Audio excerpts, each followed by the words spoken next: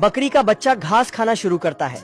साला इतना भूखा था कि नदी भी खा जाता है, लकड़ी का भी डिजाइन बना देता है। कैसे हो गया? जब वहाँ कुछ नहीं बचता तो तभी इसकी माँ आ जाती है और कहती है कि खाने को कुछ नहीं बचा है, अब घर चलो। तो यह बकरी का बच्चा नाराज हो जाता है। तभी यह पीछे की दीवार पर जोर से टक्कर मारता है तो दीवार टूट जाती है और यह उस पार जाकर तभी बिल्ला इसे रोकता है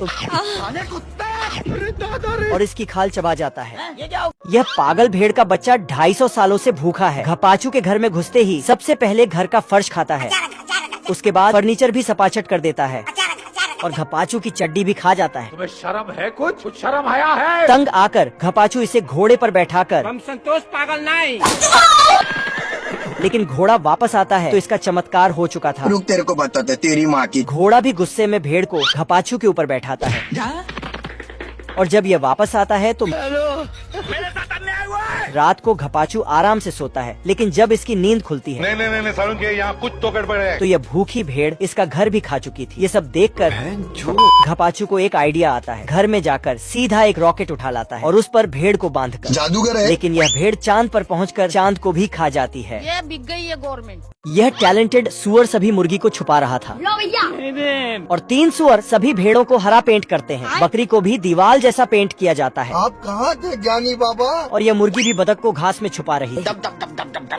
इसी तरह सभी जानवर कहीं न कहीं छुप जाते हैं क्योंकि कुछ इंसान इनको मारने आ रहे थे। ये इंसान जब यहाँ आते हैं तो इन्हें एक भी जानवर नहीं दिखाई देता, लेकिन जैसे ही सुअर थाली बजाता है तो सभी जानवर एक तरफ से इन पर हमला कर देते हैं और यह जानवर पूरी ताकत से इंसानों पर टूट पड़ते हैं। इंसान जानवरों को मार मार कर नानी याद दिला रहे थे। तभी जानवरों का लीडर सुअर इंसानों पर कुत्ते छोड़ देता है, जिस कारण सभी इंसान डर कर भाग जाते हैं।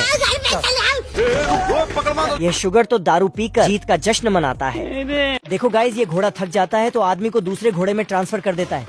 आजा। फिर घोड़ा उसको अपने ऊपर बिठाकर बहुत स्पीड से दौड़ता है क्योंकि इस घोड़े के पास 12,000 HP का ये दुनिया का सबसे पावरफुल इंजन है। पर तभी मौसम के साथ घोड़ा भी जवाब दे देता है, मतलब कि घोड़ा थक जाता है। हेलो। तो तुरंत कंपनी में फोन करके दूसरा घोड़ा का ऑर्डर देता है। तो आदमी फट से एक घोड़े को जाने को बोलता है, लेकिन ये साला एक नंबर का नालायक है, इसलिए आदमी इसको अच्छे से समझाकर लायक बनाता है। ठीक है, समझिए।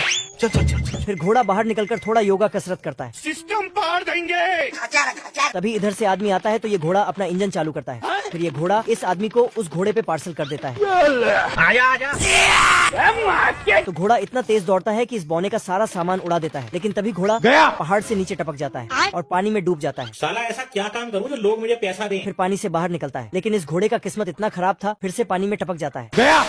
तो अब आदमी ही उस घोड़े को घसीट कर पानी से बाहर करता है। चल उठो। फिर घोड़ा स्टार्ट ही नहीं होता है। गाड़ी स्टार्ट कर। पर तभी साला ऐसा ब्रेक लगाता है कि आदमी आगे चला जाता है।